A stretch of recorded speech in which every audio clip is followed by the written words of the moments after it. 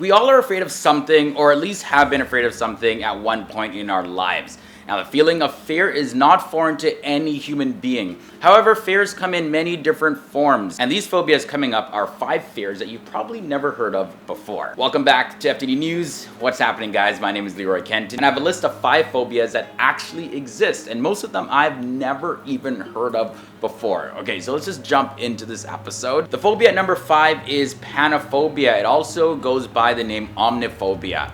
Now, this is not a specific fear for some unknown kind of evil, ominous force or anything like that. It's a very vague yet persistent fear, but it's not registered in any sort of medical references as a type of phobia. Now, a man by the name of Theodore Armand Ribot, who coined the term, defined it as a state in which a person fears nothing in particular. Hence, this fear sort of like floats around and transfers from different objects, people, circumstances to another, just depending on the day. So you can sort of describe this phobia as a fear of everything or anything at any time.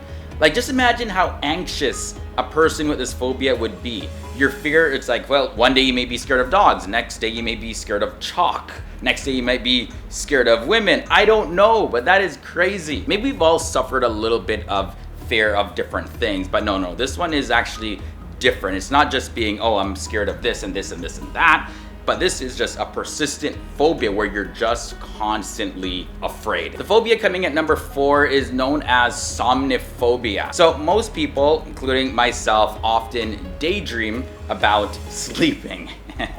Yeah. Now, what? I'm not weird for this one, okay? You do it too, please. Now, sleep is of course very important for the body, but those who suffer from somniphobia are actually scared of sleeping. Now, there's an irrational and excessive fear that may be linked to losing control or losing track of time. Also, recurring nightmares may lead to this sort of phobia. And another major cause of this phobia is seeing someone else with sleep terror or just experiencing sleep terror yourself. So whatever the trigger may be, it can cause several mental and physical effects with severe side effects and withdrawal symptoms, especially of drugs. I just can barely wrap my mind around somebody being afraid of sleeping. It's like the best thing ever. Moving on now to number 3, euphobia. Now, when it comes to hearing news, most times we hear bad news, and we pretty much just got accustomed to that. But for the people that have euphobia, what they fear is actually hearing good news. What?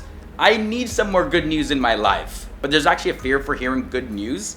Now, this fear, yeah, it's a little confusing, but it arises from a person's previous disappointing experience following good news that actually didn't end up happening anyways. So an example of this is if you have a relative, an uncle, let's say, and he's in the hospital in critical condition, and you get good news saying that, wow, he's made a full 180 recovery, he's gonna be out in the next day, and eventually he just passes away. So that was a good news, but it didn't end up happening. It turned out to be a tragic event in the end. There's also some people who thrive in chaotic and negative aspects of life. So instead of feeling happy, they feel anxious or just in distress, but they just feel really anxious hearing anything good or positive, and they often stay in groups of people who only show negativity. Deipnophobia comes in at number 2. So if you can't remember when you last were willing to participate in any kind of deep, or not even deep, but just a conversation at dinner with your family anyways, well, you might have deipnophobia.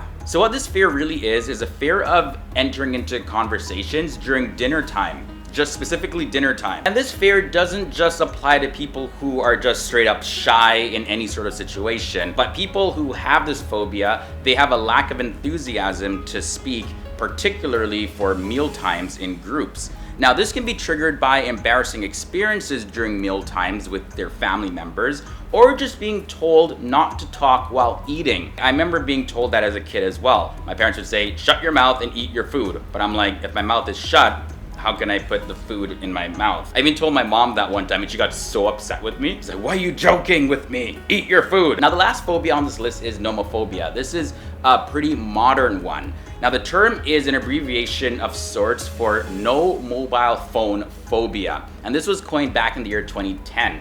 So many people tend to get really anxious when they lose or forget their phones, or if they run out of battery, or they don't have any network service.